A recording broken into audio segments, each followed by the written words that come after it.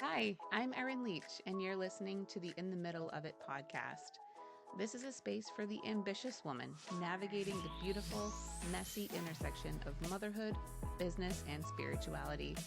We're here to get real about what it actually looks like to build a life that feels aligned from the inside out while moving through the seasons that stretch and shape you into the best version of yourself. So, whether you're in a season of high speed growth or quiet reflection, you're exactly where you're supposed to be. Let's get ready for this week's episode. Hey, welcome back to In the Middle of It.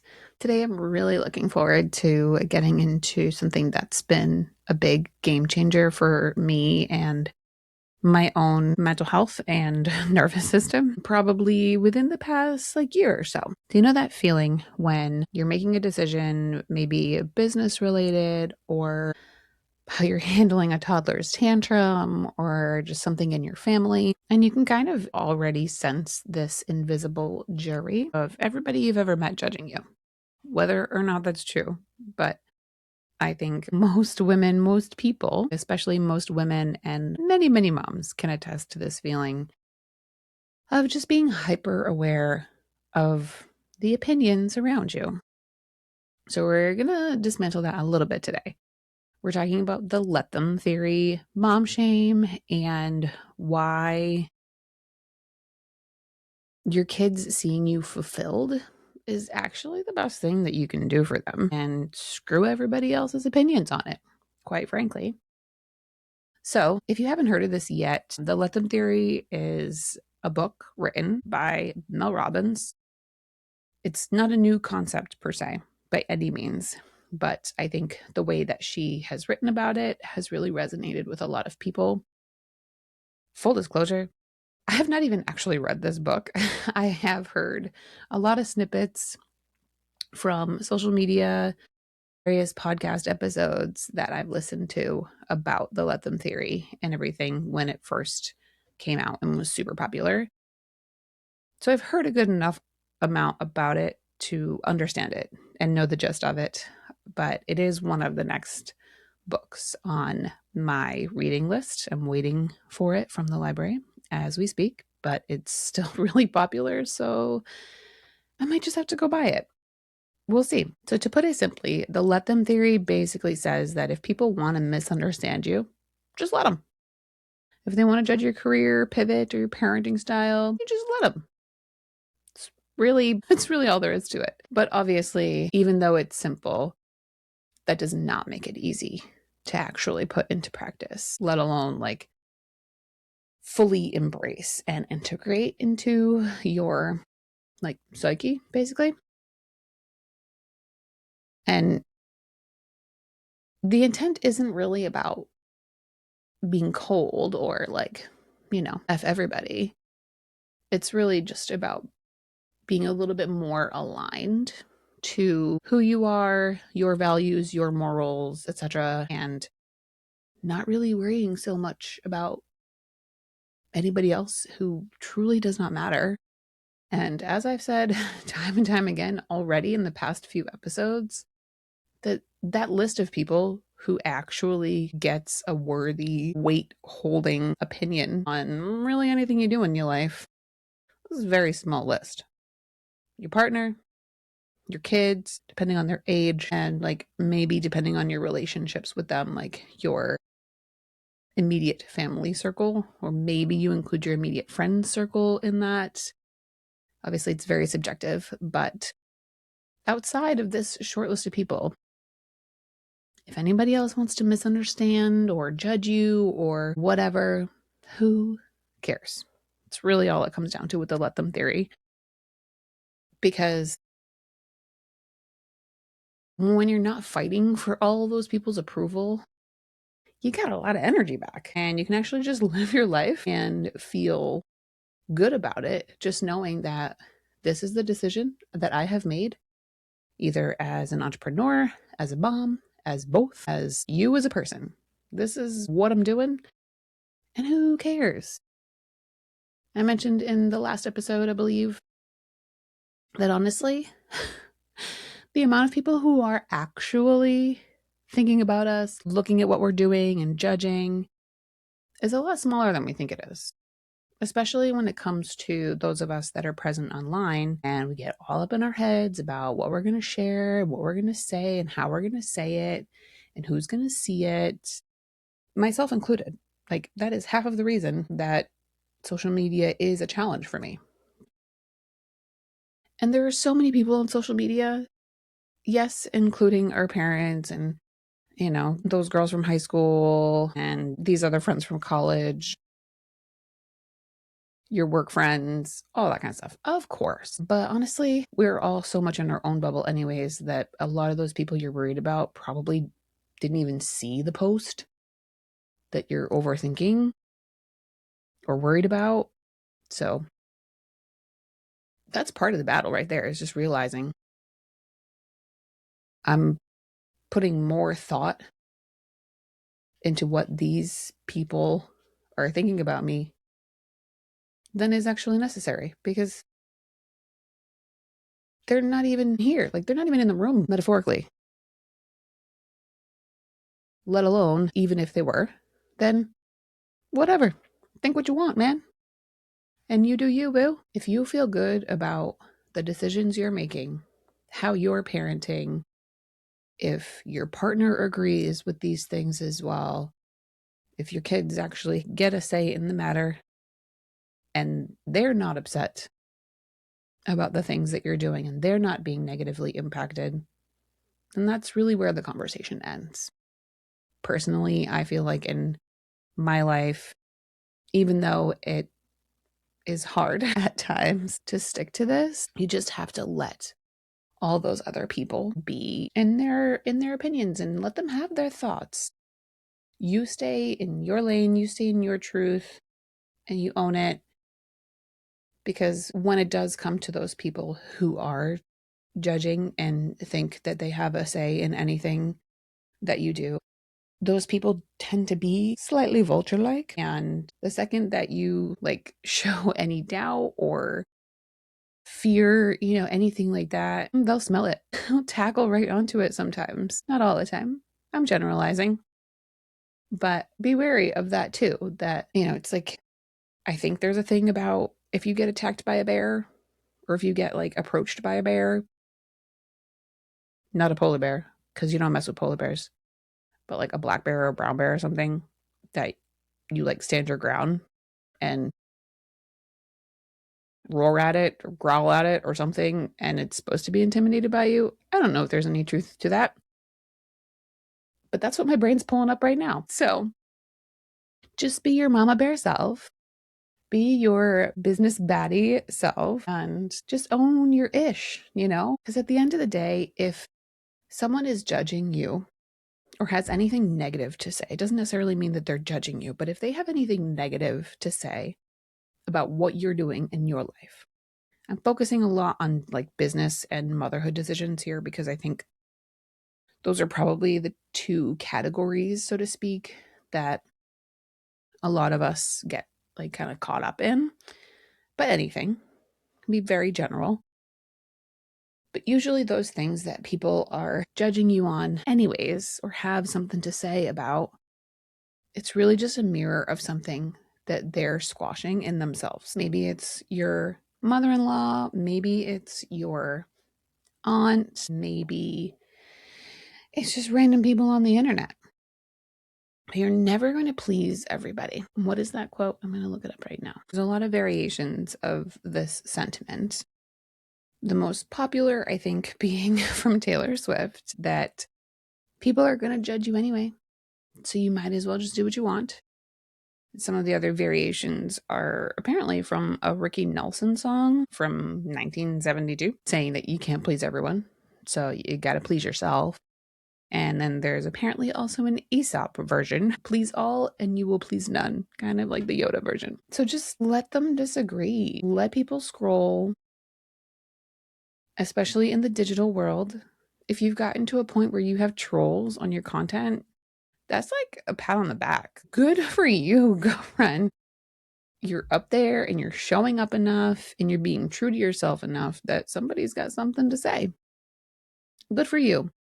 So, just kind of take that as a little bit of a milestone in business too. Because at the end of the day, you're looking for the people, whether it be online or not, who say, oh my goodness, me too. They do agree with you, they do support you. Like, I see these posts in the Rhode Island Mom Facebook group page sometimes about a mom will have had just like a really crap moment, say like at the playground or at swim lessons or something like that, or at the store.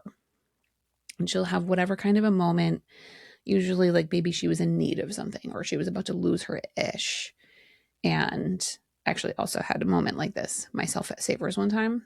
And some fellow mom will see themselves in you in that moment, and they come up to you and just try to help in whatever way you need at that moment. Or like maybe they'll see how you are handling your kids somewhere. And I've seen a few posts like this in the Facebook group where they're applauding and supporting a mom doing something that probably was unconventional, maybe. And those posts are so great because it lets you know, like, yes, there are other people out here who see it like me. And it doesn't really matter, but we all know that it does feel good sometimes to have that validation. Yes, people can say what they want and we can let them. But also, it's really nice when people see where we're coming from too, especially fellow moms. I feel like motherhood can get really like clicky and catty sometimes, which is so weird, so bizarre, so backwards. I don't know if that's just my experience of it, but you gotta look for those people. Ignore the ones that are naysayers.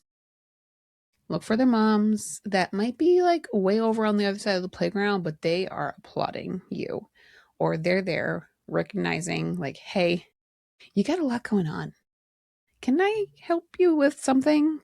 That was a situation I ran into. I was having a day and I started to collect those like ceramic Christmas village buildings or whatever you want to call them. And one day I went to Savers with Leon. He was, I don't know, maybe a year and a half or something. And I put these ceramic houses, ceramic village buildings into a paper bag, which was my first mistake. Probably not my first mistake, but definitely a mistake. And by the time we get out to the parking lot and just, it was a mess. The bag ends up ripping. I end up pretty much losing my ish in the middle of the parking lot. Leon is also losing his ish because I'm losing my ish. It was a dysregulated mess. And this one mom comes up and she says, hey, just let me know if I'm overstepping. I don't mean to overstep, but I've been here before. Can I just give you a hand? And it really humbled me in that moment because I'm like, dang, I don't want to be in a position where I need your help. But sure. And she didn't say a word otherwise. She just helped me pick up the bag, picked up the few pieces of ceramic that were on the ground, helped me get everything in the car so that I could get Leon. We're in a parking lot. I'm trying to also balance his safety. And she didn't say anything else. She just said, I hope the rest of your day gets better. And she walked away. Gotta look for those people. And I know it's easier said than done because our brains might get it. And logically, we understand these things, but our body still reacts with that clinch of anxiety. I definitely was ruminating on that moment in the parking lot for longer than I should have. And that fear of judgment is a real, like, legitimate nervous system response. So, since I try to include some practical strategies with every episode, I want to offer a couple of quick things that you can do in some of these moments. So, in a situation where you're about to share a post or something online that feels a little scary, first, before you hit share, whatever the button is, before you actually post it, just put your feet flat on the floor, feel the ground, kind of do like a body scan, feeling where the tension is in your body, feeling where this anxiety is showing up. Put a hand on your heart, maybe two if that feels good, and remind yourself, remind your body that a digital comment is not a physical threat. Any trolls online are not that brown bear or black bear that you have come across in the woods, metaphorically. And when somebody gives you that look or a passive aggressive comment out in the world, just take a long, slow exhale. And you are literally blowing off the pressure of their unnecessary expectations of you. So I want you to try that sometime, either sharing a post or in the middle of a conversation too. You're chatting with family and somebody's got something to say about, your approach to screen time or whatever it is. Just in that moment, it's completely unnoticeable. Just taking a slow, deep breath. Put your feet on the floor if you can, depending on the situation. Maybe you're standing, feet are already on the floor. Wonderful. And just literally in the back of your mind, imagine as you exhale that you're just blowing them away. You're like, okay, thanks for that, Aunt Susie. And just blow you over there to that corner of the dining room real quick. And hopefully in that moment, you can kind of, in a healthy way, disassociate from whatever the heck she is saying. And you don't even hear the rest of it. And just to wrap things up, this also matters so much for our kids who are watching us react to these moments, or just in general, observing how we live life, hearing our conversations with our partners and such.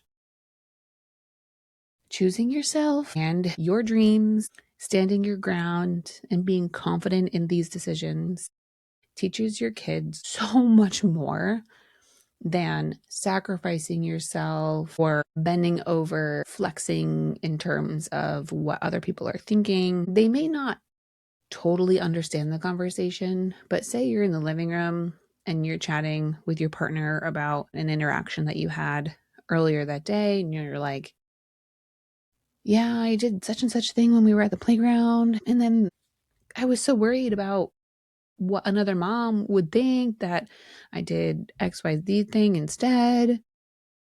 They may not truly understand that, but especially as they get older and over time, if it's a pattern, they are way smarter than we give them credit for sometimes, and they pick up on that. Versus if your conversation is more like, if this is a new thing for you, that you're sharing something that you're proud of with your partner. Like, yeah, I really wanted to do XYZ thing, and I was really worried about being judged or what somebody would say, but I just did it anyways. I just stood my ground, like whatever that conversation looks like. They hear these things and they absorb them, even if they don't realize that they are. They're always watching and they're always absorbing what is happening around them, especially when it comes to us, their parents. I'm going to talk a lot more about this in a future episode in terms of,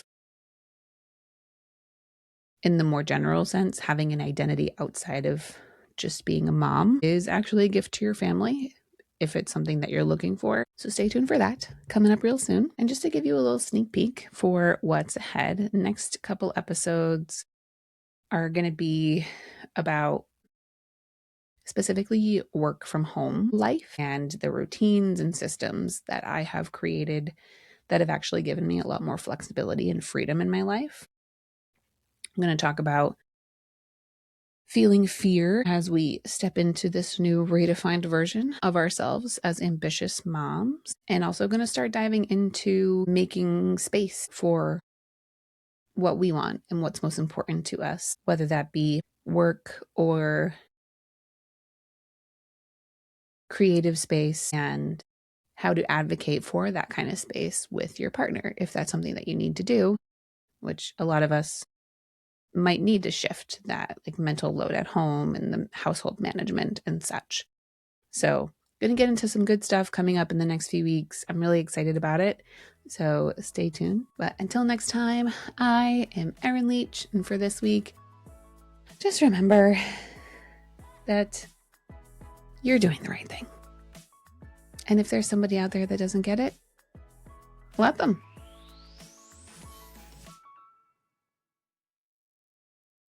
Thank you for listening to In the Middle of It. If you found some inspiration in this episode, I'm sure it'll inspire others too. So head over to your podcast player, hit that subscribe or follow button, and leave a 5-star rating or review. It might seem small, but your review will help more women find these conversations and join our empowering community. You can also empower the women closest to you with a simple, "Hey, this made me think of you." So text this episode to a friend or maybe even your mom. Whoever in your life is also in their own messy middle. You can even take a screenshot of this episode, tag me at @IamErinLeach, and post it to your stories. I can't wait to connect with you online until we meet back here again next week for the next episode of In the Middle of It podcast.